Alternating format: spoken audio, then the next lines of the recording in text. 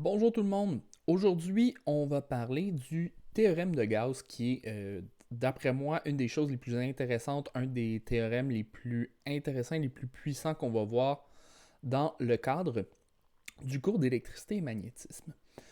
Donc, commençons sans plus tarder. Comme son nom l'indique, le théorème de Gauss a été découvert par un mathématicien et physicien allemand du nom de Carl Friedrich Gauss. Euh, Autant je vous parlais au début de la classe là, de euh, Michael Faraday, qui est très connu du côté expérimental. Autant si vous êtes un fan de théorie en physique ou en mathématiques, Carl Friedrich Gauss va être un nom qui revient constamment. Il va revenir à la fois en mathématiques et en physique. Il a développé énormément de concepts et de théorèmes qui s'appliquent dans ces domaines-là. Donc aujourd'hui, on va voir un de ses plus connus, sinon le plus connu, une façon de formuler les lois de l'électricité et du magnétisme, qui est encore à ce jour considérée comme une des quatre équations fondamentales de l'électricité et du magnétisme. Donc le plan de match, on va commencer par introduire le théorème. Donc on va le voir très brièvement. C'est quoi les grandes parties, c'est quoi les éléments qu'on va avoir besoin de comprendre pour être capable de l'utiliser. Ensuite, on va voir pourquoi est-ce qu'on en a besoin. Un petit peu de détails quant à son utilité et qu'est-ce que ça nous amène de plus d'avoir ce théorème-là. Ensuite, on va passer sur la notion de flux, qui est une des valeurs qu'il faut être en mesure de comprendre et d'être capable de calculer pour utiliser le théorème de Gauss. Et finalement, on va voir comment, en tant que tel, l'utiliser avec un exemple. Donc, le théorème de Gauss s'énonce vraiment très facilement. Ça nous permet de calculer le champ électrique pour une distribution de charge qui est suffisamment symétrique. Donc, ce n'est pas un théorème qui va pouvoir s'appliquer n'importe quand. On a besoin d'avoir certaines conditions particulières pour qu'il soit utile.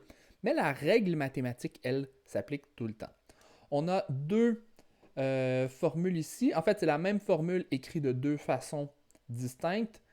Celle du bas, c'est celle qu'on va utiliser le plus souvent dans le cadre du cours, où on dit en fait que le flux électrique, et ici il est sous-entendu que c'est sur une figure fermée, le flux électrique doit être égal à la quantité de charge I, la charge intérieure, donc à l'intérieur d'une figure donnée, divisé par epsilon 0, qui est, comme on avait vu, une constante. Epsilon 0 est égal à 1 sur 4 pi. 1 sur 4 pi K, où K était notre constante de Coulomb. L'équation d'en haut, c'est simplement l'énonciation complète sous forme intégrale de la même équation. Donc, c'est une autre façon de l'écrire. On va voir un petit peu en détail qu'est-ce que ça signifie, ce symbole-là. Ce n'est pas nécessairement la notation que vous allez avoir à utiliser. Très souvent, celle du bas va pouvoir convenir, va être un petit peu plus facile. Mais je tenais quand même à ce qu'on la voie, à ce qu'on l'aborde brièvement, parce que s'il y en a parmi vous qui continuent que ce soit en physique, en ingénierie, en mathématiques, vous allez être confronté fréquemment à ce genre de notation-là. Donc, le plus tôt vous la rencontrez, le moins effrayante elle sera. Donc, pourquoi est-ce qu'on veut le théorème de Gauss? Là, on est passé très brièvement cette session là-dessus, mais les sections 1.8 et 1.9 nous donnent une idée de... excusez-moi, 1.8 et 1.10 nous donnent une idée de comment est-ce qu'on traite normalement un objet macroscopique, donc un objet qui a une certaine distribution de charge, autre que des charges points.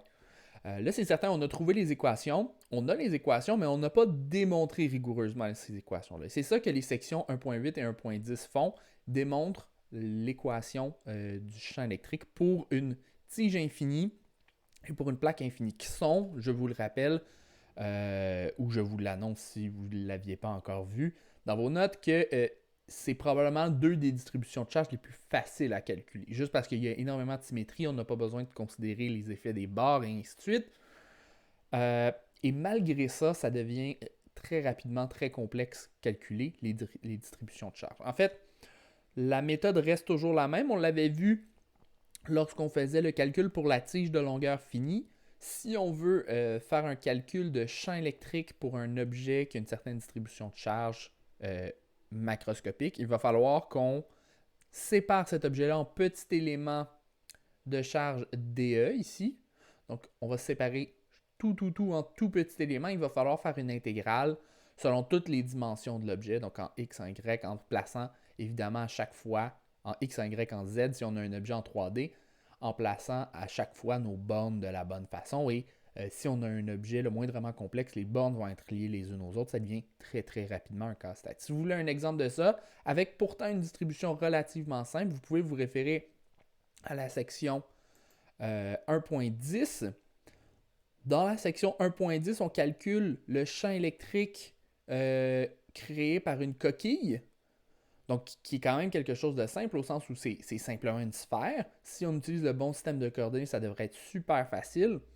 Et malgré ça, on a une démarche de plusieurs pages pour être en mesure de démontrer que la charge électrique d'une coquille est la même que si toutes les charges étaient concentrées en son centre et que le champ électrique à l'intérieur est nul. Le calcul de ça reste très compliqué.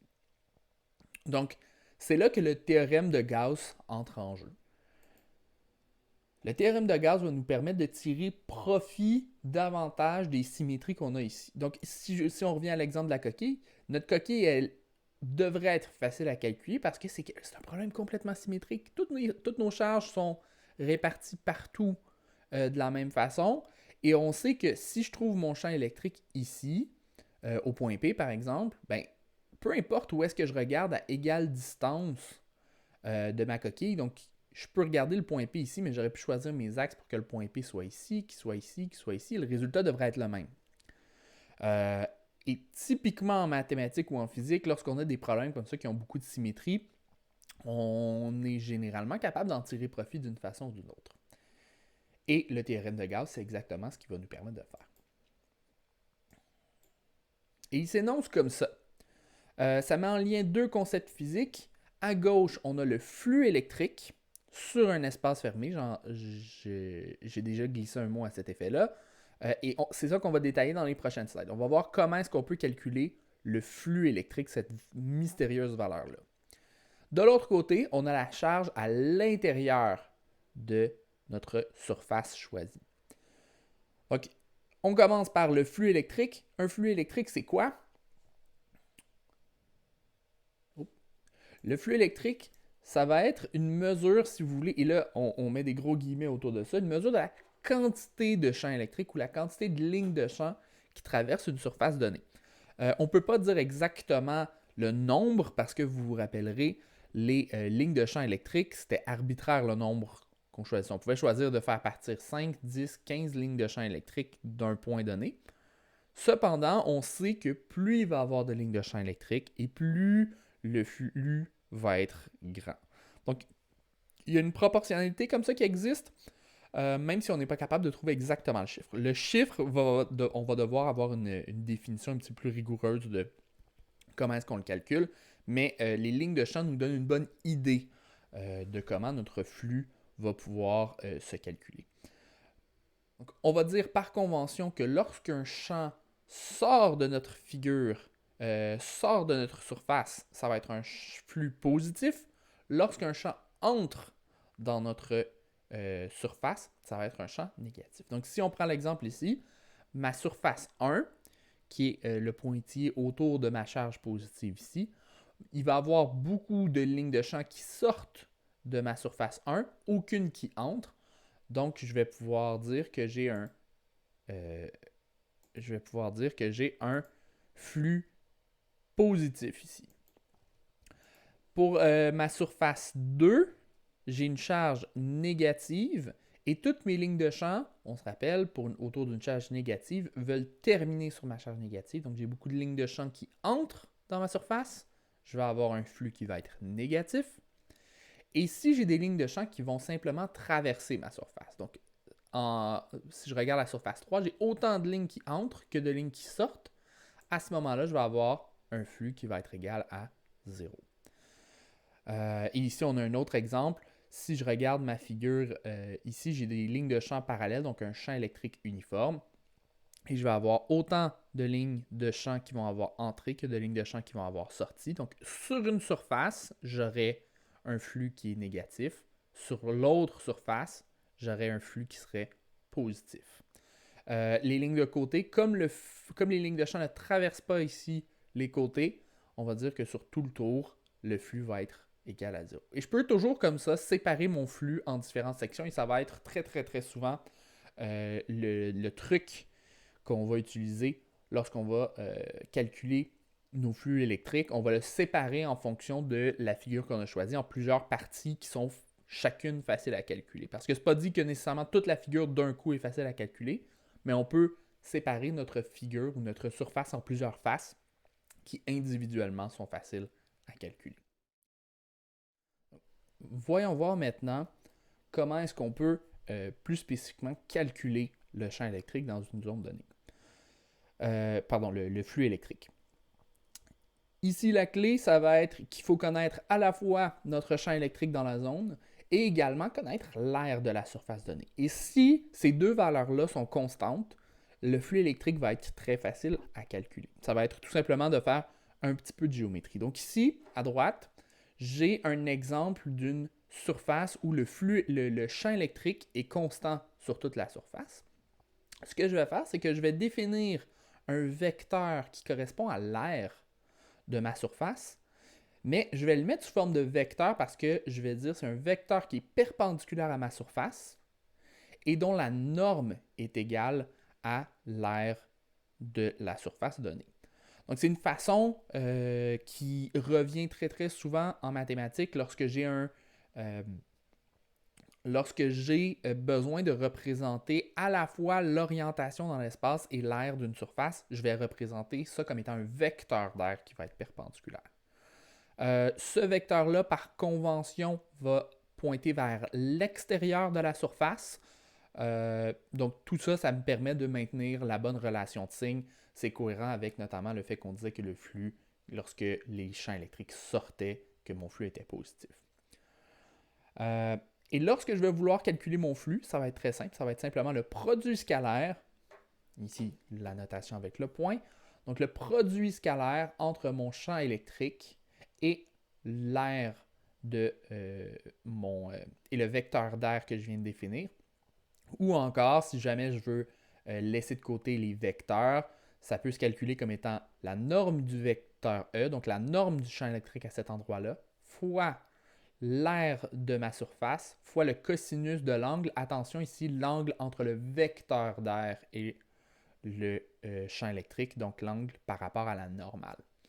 Et ici, on reprend tous les arguments. Là, vous faisiez sûrement souvent des calculs avec la normale lorsqu'on faisait de l'optique, par exemple, lorsque vous étiez en secondaire 5.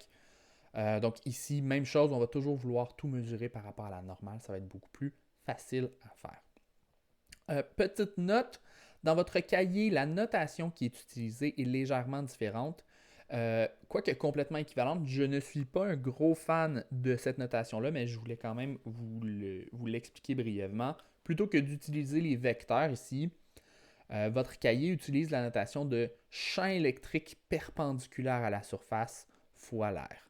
Mais ça revient exactement au même parce que ici, si je prends la figure que j'ai à la gauche, là, votre champ électrique perpendiculaire à la surface, ça correspond justement à la norme de votre champ électrique fois le cosinus de l'angle. C'est comme si j'avais fait une décomposition avec l'angle par rapport à la normale.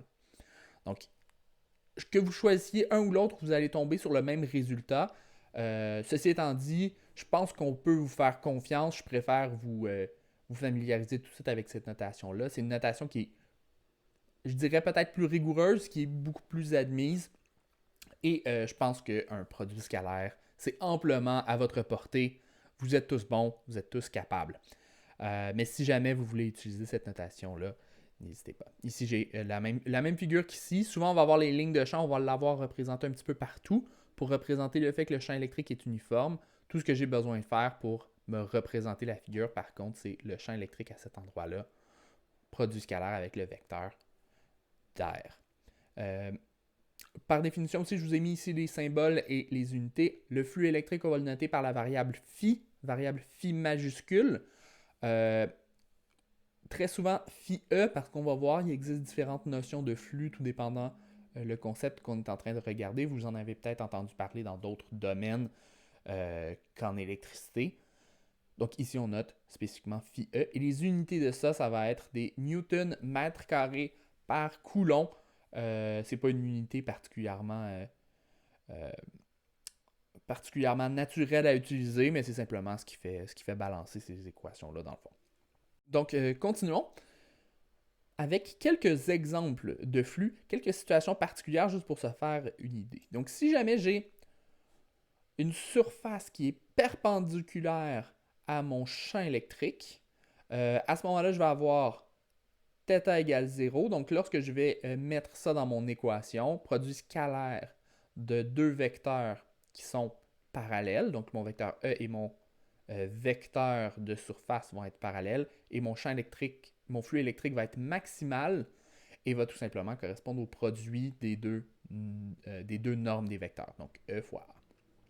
Si jamais j'ai un certain angle, donc ici, faites attention, ce qui va arriver souvent, c'est qu'on va vous donner la valeur du champ électrique, de l'angle du champ électrique avec la surface. Donc, plutôt que de vous donner cet angle-là, très souvent, ce qu'on va faire, c'est qu'on va vous donner l'angle ici, ou encore l'angle par rapport à la verticale ici. Donc, même chose. Faites attention, nous, ce qui nous intéresse, ça va toujours être l'angle tel qu'il est défini ici. Donc, si jamais ma surface est tournée par rapport à mon champ électrique, je vais pouvoir calculer le flux électrique à l'aide de la formule, comme on l'avait vu la dernière fois. Ce qui veut dire aussi que mon flux va être un peu plus faible. Mon cosinus ici, la valeur, le résultat de mon cosinus va toujours être entre moins 1 et 1, ce qui fait que je vais toujours avoir une valeur qui va être plus petite que mon maximum ici. Si ma surface est parallèle aux lignes de champ, ça veut dire que mon vecteur A va être perpendiculaire avec E. Je n'ai aucune ligne de champ qui va pouvoir traverser ma surface et donc mon flux à ce moment-là va être nul. Et finalement, le dernier cas de figure, si jamais ma surface est inversée par rapport à mes lignes de champ, donc ça ici, évidemment, il faudrait avoir une surface qui est fermée pour vraiment être capable de dire est-ce que ça pointe vers l'extérieur ou vers l'intérieur. Mais si jamais je sais que mon vecteur A pointe dans une direction et que mes lignes de champ pointent en direction opposée, je vais avoir un flux qui va être négatif et qui va être maximal, qui va être exactement la même valeur que celle qu'on avait trouvée dans l'autre situation, mais inversée, parce que mes lignes entrent dans la surface plutôt que d'en sortir. Donc, ça, c'est mes différents cas de figure. Maintenant, voyons un exemple de ça avec la situation 1. Ici, vous pouvez, si vous voulez mettre la vidéo sur pause, l'essayer par vous-même. Le calcul n'est pas particulièrement complexe ici, donc vous devriez être en mesure de le faire. Sinon, je poursuis immédiatement avec la résolution. Ce que j'ai ici, ce qui va m'intéresser d'abord, ça va être de déterminer quel est le vecteur d'air. Le vecteur d'air va pointer dans cette direction-ci. Dans ce cas-ci, comme ce n'est pas une surface fermée, ça va être un petit peu arbitraire. Je vais généralement choisir que ça pointe dans la même direction générale que E, plutôt que de choisir qu'il va en sens contraire. Mais comme la figure est ouverte, que je n'ai pas une surface fermée, le vecteur A aurait pu être d'un sens ou de l'autre. Donc ici, j'ai mon vecteur A. Mon vecteur E, on me l'indique ici. Pointe quelque chose comme ça. Donc, vecteur E ici, vecteur A ici. Et là, on regarde. Ils nous disent un anneau circulaire en plastique de 50 cm de rayon. Donc, ici, 50 cm de rayon. Tiens, prenons le surligneur. C'est un petit peu plus facile. Est placé dans un champ électrique uniforme. Donc, ici, on a la clé. C'est uniforme, c'est bon. De 800 newtons par coulomb. Le plan du cerceau fait un angle de 30 degrés avec l'orientation du champ électrique. Donc, on fait attention, c'est l'angle du champ électrique avec la surface et non pas avec le vecteur A qu'on nous donne ici. Mais ça fait 30 degrés Donc, alpha, notre angle alpha va valoir 30 degrés. On désire calculer la valeur absolue du flux électrique qui traverse la surface délimitée par le cerceau. Donc ici, le fait qu'il nous demande la valeur absolue, ça enlève le problème qu'on avait par rapport à la définition du sens de A, qu'on le prenne d'un sens ou de l'autre, ça n'affectera pas la valeur absolue de ça. Donc voyons maintenant qu'est-ce qu'on a. On a un premier vecteur A, donc il va falloir que je calcule c'est quoi la norme de A. Je peux l'écrire norme du vecteur A, ou simplement on va se comprendre A sans la flèche. Par convention, c'est la norme du vecteur A. Ça ici, c'est un cerceau circulaire de 50 cm de rayon. Donc l'aire de ça, ça va être pi r au carré. Et donc l'aire va être de r au carré 0,5 mètre au carré fois pi. Et je connais mon champ électrique. Donc ça, c'est bon. L'angle ici par rapport à alpha, il va falloir que je le détermine. Donc ici, moi, ce que je veux, c'est l'équivalent de l'angle qu'il y a là. Alpha est là. Donc ça va être 90 moins 30. Donc cet angle-là, ici, ça va être 90 degrés moins alpha. Donc la somme des angles intérieurs d'un triangle, c'est 180. J'ai un triangle rectangle. Donc il me reste 90 pour les deux autres angles. Et ça veut dire que θ va être égal à 60 degrés ici. 90 moins 30, 60. Et là, je suis tout équipé pour faire mon calcul. Le flux électrique phi électrique va être égal au produit scalaire entre E et le vecteur d'air. Donc, 800 newtons par coulomb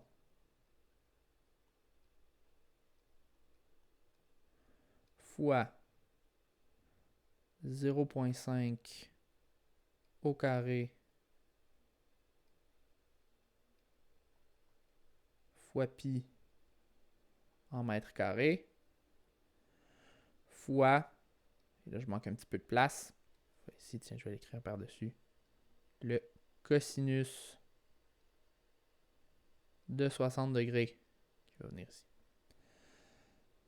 Je calcule ça, je mets tout ça dans la calculatrice et ce que je vais trouver, ça va être 314 newton mètre carré par coulomb.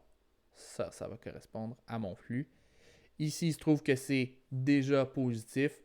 Donc la réponse, je m'écrirai une petite phrase. Réponse, le flux. Ici, mon crayon fait des petites folies.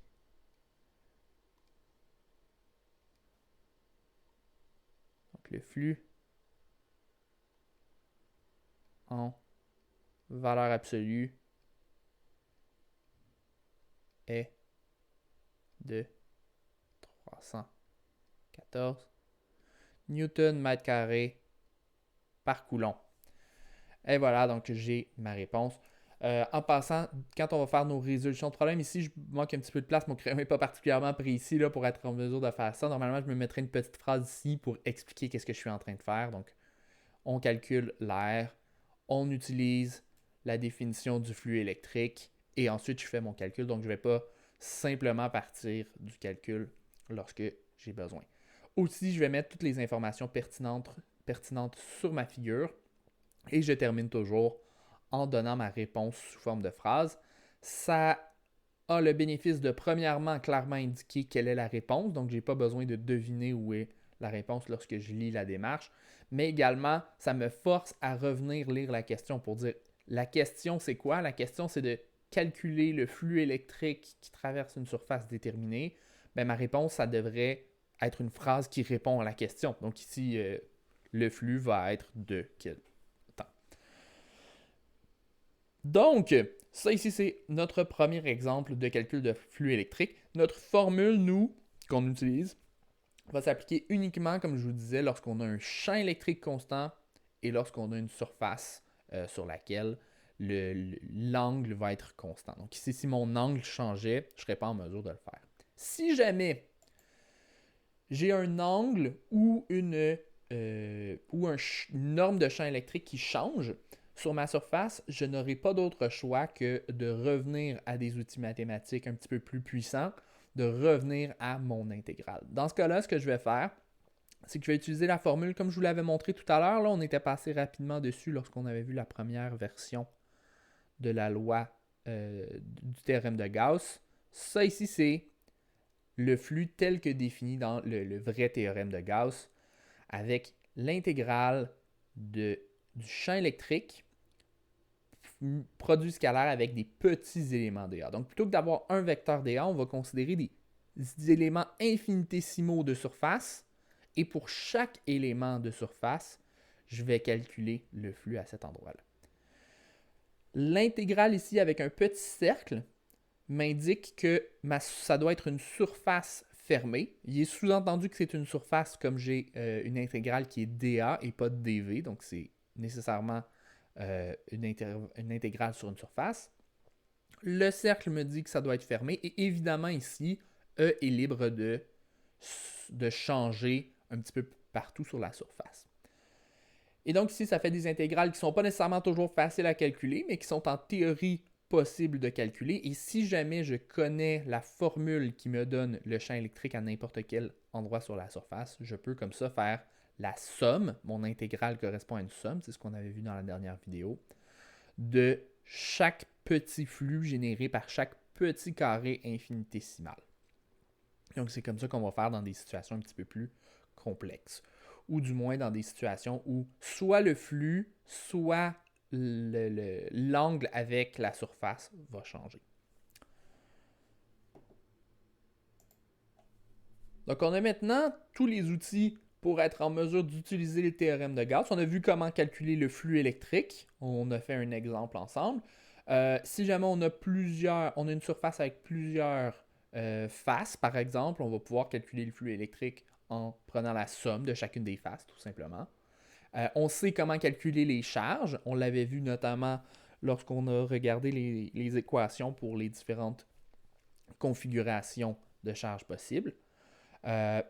Et là, le truc qui est vraiment intéressant à retenir de notre théorème de Gauss, c'est que cette relation-là est vraie pour n'importe quelle surface fermée. Et la clé pour être en mesure de bien utiliser notre théorème de Gauss, c'est la responsabilité de la personne qui l'utilise de choisir la bonne figure. Parce que, oui, la relation est vraie partout, cependant, pour 99% des figures, ça ne nous aidera pas beaucoup parce que calculer le flux serait très, très, très difficile. Donc, ce qu'on va faire, c'est toujours se trouver une figure pour laquelle il est facile de calculer le flux. Voyons un premier exemple.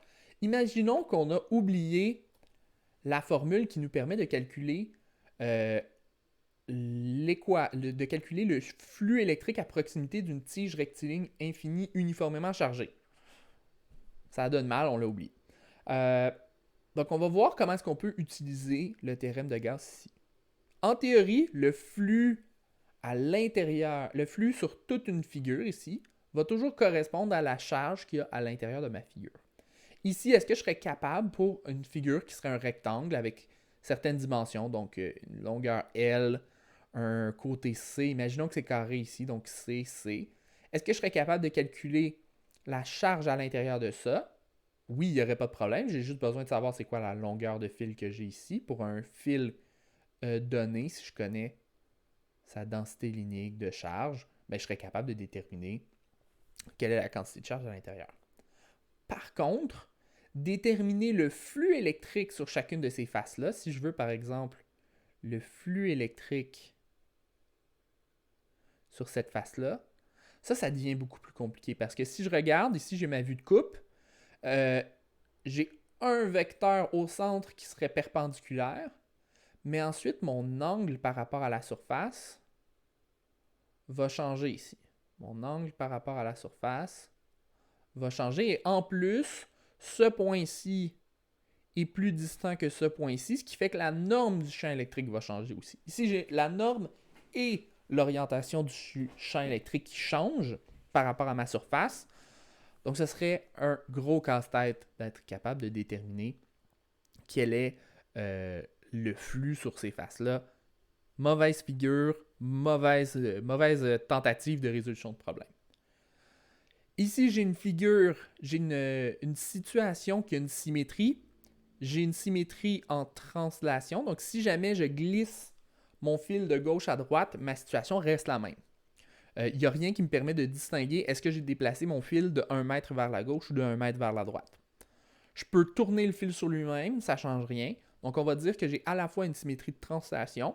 J'aurais une symétrie aussi sur si j'inverse mon axe. Donc, je prends mes x positifs, je les transforme en x négatifs. Si j'inverse comme ça, je retrouve la même situation. Et en plus, j'ai une symétrie radiale. Donc, si jamais je fais un axe de symétrie par rapport à ma verticale ici, ou par rapport à mon horizontale, ou n'importe quelle diagonale, j'ai également la même figure. Donc, la figure naturelle à utiliser pour ça, ça va être un cylindre.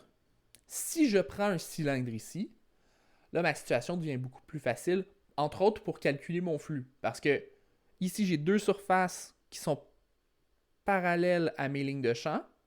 Donc, s'ils sont parallèles à mes lignes de champ, ça veut dire que mon vecteur A, tiens, traçons-le ici, mon vecteur A pointerait, oh, on ne le voit pas très bien en rouge, on va mettre ça en noir, tiens.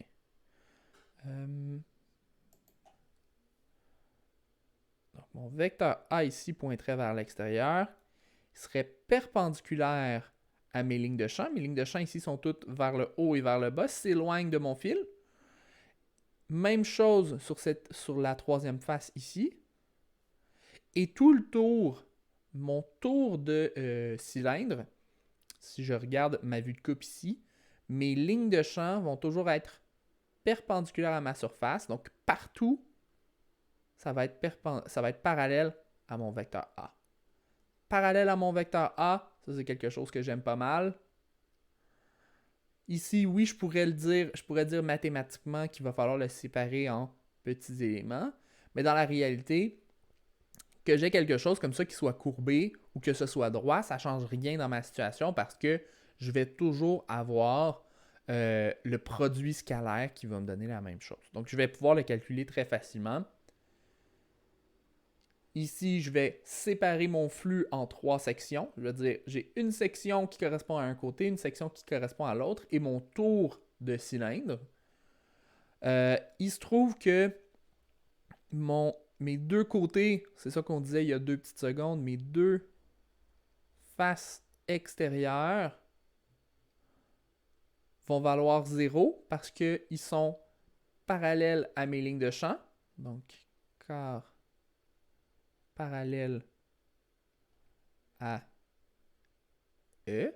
Ou encore parce que l'angle entre les deux, l'angle avec le vecteur A va être égal à 0. Va être égal à 90, pardon.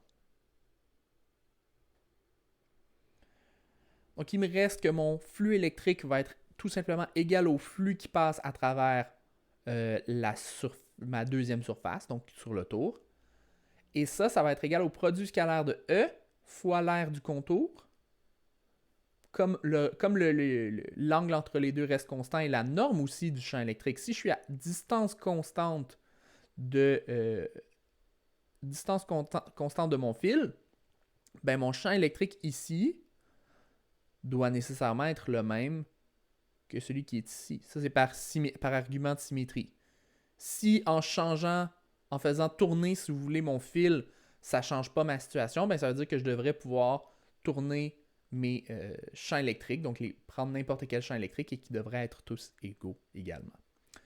Et donc ici, mon angle entre les deux va être égal à 0, ben ça me permet de dire simplement que mon produit scalaire va être égal à E fois l'air ici. La ligne que j'ai peut-être été un peu rapidement, là, j'ai sauté une ligne qui serait tout simplement égale à E fois l'air. L'air de ma surface autour, ça finalement c'est comme si on faisait un rectangle puis on l'avait roulé. Donc ça correspond à la circonférence du cercle ici. Circonférence du cercle fois la longueur L, donc 2πr fois la longueur L. Ça ici, ça me donne mon équation pour le flux électrique. Donc première partie de l'équation est complétée. Je mets ça maintenant dans mon théorème de Gauss. Ça ici, j'ai mon équation du théorème de Gauss. Et il me reste simplement à déterminer quelle est la quantité de charge qu'il y a à l'intérieur de ce cylindre-là. On avait vu la définition de la densité linéique de charge, c'était que la quantité de charge, quantité de charge, non pas avec un I ici, donc c'est pas la charge à l'intérieur, c'est la charge dans une section donnée de mon fil, divisé par la longueur du fil. Ça, c'est la définition de ma densité linéique de charge. Et donc, je peux isoler Q là-dedans, dire pour une longueur de fil L, la quantité de charge va être lambda fois L. Je mets mes deux parties d'équation ensemble, donc je viens intégrer le flux électrique, je remplace ça, et je vais pouvoir isoler mes valeurs de L ici notamment vont s'éliminer. Et là, c'est la clé. Le but de tout ça, c'était de déterminer quel était le champ électrique. Bien, le champ électrique à cet endroit-là dans l'espace, donc à un rayon R, à une distance R de mon fil, va correspondre à lambda divisé par 2πe sur R. On a besoin de reformuler un peu pour retomber sur la même équation qu'on avait précédemment. Nous, on l'avait avec K et non pas avec epsilon 0. Je prends la définition d'epsilon 0 ici, qui est égale à 1 sur 4pi fois K. Et voilà, tadam! Je retrouve la même équation que j'avais précédemment. Ici, j'ai pris pour acquis, lorsque j'ai tracé mon dessin, que mes charges ici étaient positives. J'aurais pu le refaire pour une charge négative. Je trouverais quand même la même norme de E. Donc là, la seule chose, ce serait de regarder, comparer les deux situations et je pourrais trouver que la norme du champ électrique, ça va correspondre à 2K, valeur absolue de lambda sur R. Maintenant, petit extra pour ceux qui veulent se familiariser avec les calculs, avec les intégrales. Comment est-ce qu'on traite ça? Donc, ça ici, c'est de la matière supplémentaire qui n'est pas nécessaire à comprendre pour l'examen, mais je pense que c'est bon pour votre culture personnelle. Comment est-ce qu'on calculerait ça si on voulait utiliser à la place les intégrales, si on veut être un petit peu plus rigoureux? Mon flux électrique, je disais que c'était l'intégrale sur la surface fermée de ce produit-là. Je vais pouvoir séparer ça en 3 intégrales. Donc, une intégrale, je peux toujours séparer ça comme étant une somme de plusieurs intégrales. Et je vais le faire pour chacune des surfaces, un petit peu comme j'ai fait précédemment. Surface 1, surface 2, surface 3. Donc, j'indique la surface comme étant un indice, si vous voulez, sur mon intégrale. Là, je peux quand même faire valoir le même argument. Pour ma première et ma troisième intégrale, je vais toujours avoir un angle entre mon champ électrique et dA qui va être 90 degrés. Les deux vont toujours être perpendiculaires. Donc, mon flux n'a pas le choix d'être nul. Mon intégrale 1 et mon intégrale 3 s'éliminent. Il me reste juste mon intégrale 2 à calculer. Et là, ici, je vais dire l'angle entre E et A va être constant. Ça va être un angle de 0 toujours. Donc, mon intégrale se simplifie. Ça devient E fois dA, mais je peux laisser de côté les vecteurs ici. La norme de E est constante. La norme de A un peu partout autour va être constante. En fait, dA, on ne s'intéresse pas vraiment à la norme. Ça reste un élément infinitésimal. Et encore plus, comme E est constant, comme E ne dépend pas... Attention, ça ne veut pas dire que c'est constant partout dans l'espace, mais E est constant sur toute la surface. Donc, peu importe où je regarde sur la surface, de gauche à droite, ou tout le tour, comme je suis à distance constante de mon fil, la valeur de la norme de E reste constante. Donc, la norme de E ici reste constante. Et comme ça ne dépend pas de la position sur la surface, je vais pouvoir comme ça le sortir de l'intégrale. Et mon intégrale devient vraiment très très simple. Ça devient E fois l'intégrale de dA. Ben, l'intégrale de dA sur la surface, c'est l'aire de la surface. J'ai même pas besoin de me mettre à faire les gros calculs d'intégrale. Je pourrais le faire si faire l'intégrale en coordonnées cylindriques de ce genre de choses-là.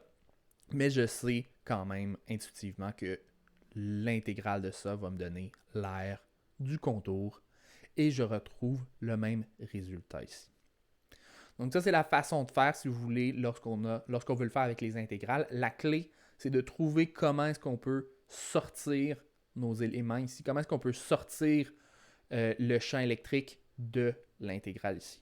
Si vous n'êtes pas capable de faire ça, sinon il faudrait qu'on ait par exemple l'équation de E en fonction de la surface.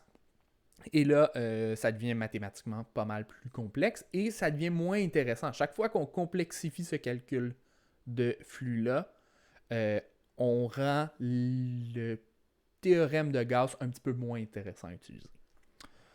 Donc, c'est ce qui clôt notre vidéo sur le théorème de Gauss.